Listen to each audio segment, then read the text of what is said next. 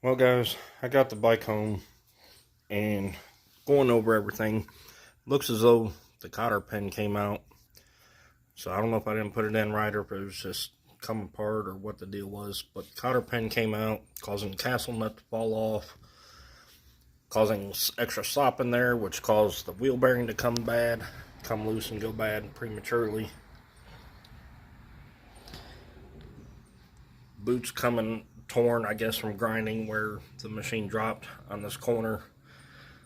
Looking over it, there's a lot of slop and internal inside tie rod. Good thing I already have some of those on the shelf.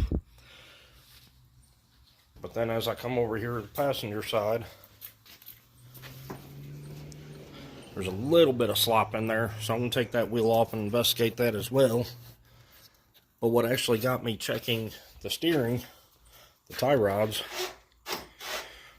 see if I can give you this. You see how much slop there is in that steering, and that front wheel ain't moving.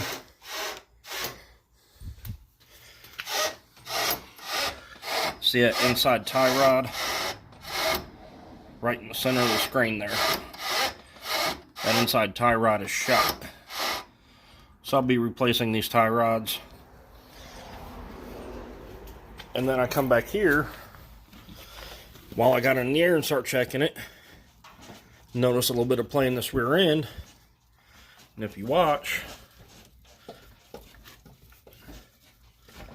the trailing arm has a little bit of slop in it. So I've got to take that rubber boot off right there, right in the middle of the screen. Take that clamp off, take that boot off. Take the nut and everything out of there. There's two nuts in there and a snap ring. Got to take those off. Take this wheel off.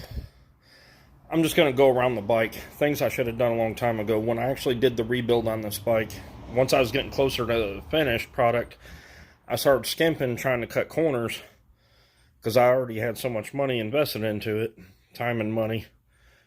And I decided, well, wheel bearings can wait, trailing arm bearings can wait, because that stuff was fine to start with before I did the rebuild on it.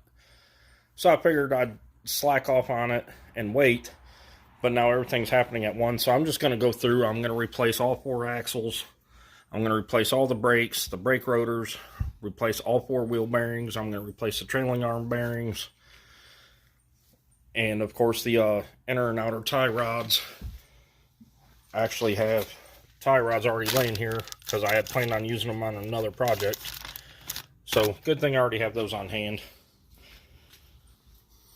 So stay tuned and I'll keep you guys posted with the overhaul on this machine here. Thanks for watching, guys.